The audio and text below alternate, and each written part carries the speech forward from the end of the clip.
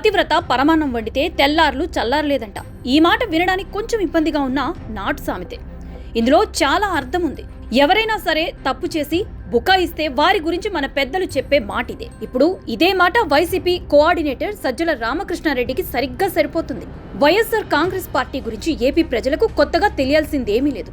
ఎన్నికల ముందు ఒకలా, అధికారంలో ఉన్నప్పుడు మరోలా వ్యవహరించారు వైసీపీ నేతలు.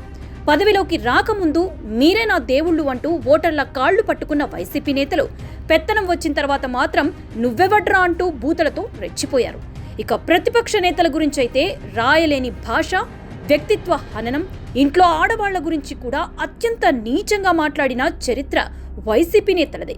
ఇది ఒక్క రోజుతో ఆగలేదు. 5 ఏళ్ల పాటు ప్రతిరోజు చిన్న పెద్ద అనే తేడా లేదు. కార్యకర్త మొదలు మంత్రి స్థాయి నేత వరకు నోటికి ఎంత మాట వస్తే అంత మాట అనేశారు.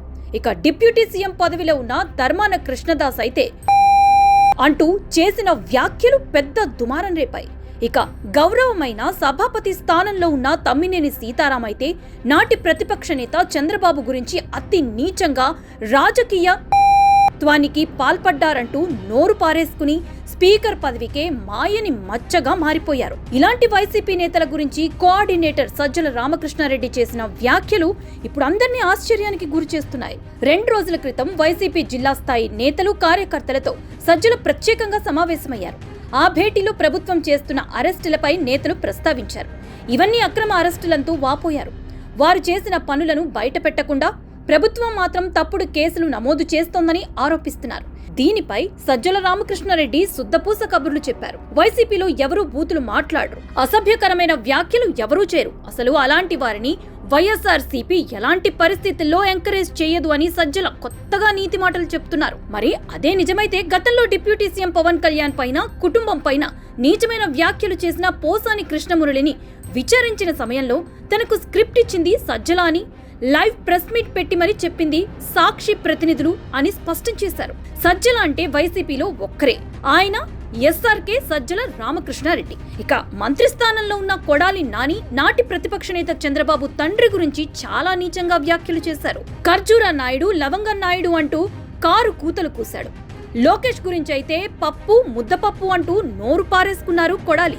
ఇక వల్లభనేని వంశీ అయితే చంద్రబాబు సతీమణి నారా భువనేశ్వరి గురించి అత్యంత దిగజారిన వ్యాఖ్యలు చేశారు. మరో మాజీ మంత్రి రోజా అయితే 2 రోజుల క్రితం కూడా ఆడంగి వెదవలు అంటూ తిరుపతిలో భూమన కరుణాకర్ రెడ్డి ఇంటి దగ్గర రోడ్డుపై పడుకుని నోరు పారేసుకున్నారు. ఇక వైసీపీ అండతో రెచ్చిపోయిన బోరుగడ్డ అనిల్ గురించి అయితే చెప్పాల్సిన పని లేదు.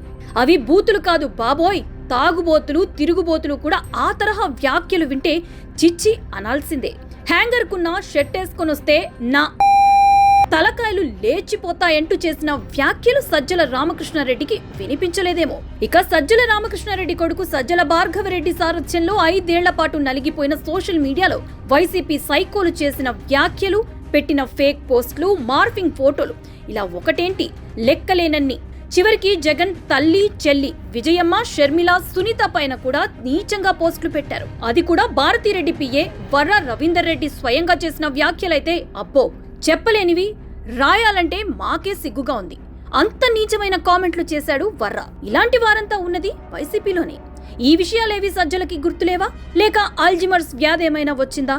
ఎందుకంటే వైసీపీలో ఇప్పటికే పోసాని వంటి నేతలను పోలీసులు అరెస్టు చేసింది నోటికొచ్చిన వ్యాఖ్యలు చేసిన కేసులోనే కదా. మరి మా పార్టీలో అలాంటి వారు లేరు, మా పార్టీ అలాంటి వారిని ఎంకరేజ్ చేయదు అని సజ్జల చెప్పడం చూస్తుంటే ఇటీవల వచ్చిన 90s ఎపిసోడ్లో సాంప్రదాయని, సుప్పిని, శుద్ధపూసని అనే మాట సరిగ్గా సరిపోతుంది. గురువింద మాదిరిగా తన వెనకున్న నలుపును దాచిపెడుతున్న సజ్జల ఎదుటి వారిపై మాత్రం నోటికొచ్చినట్లు వ్యాఖ్యలు చేస్తున్నారు.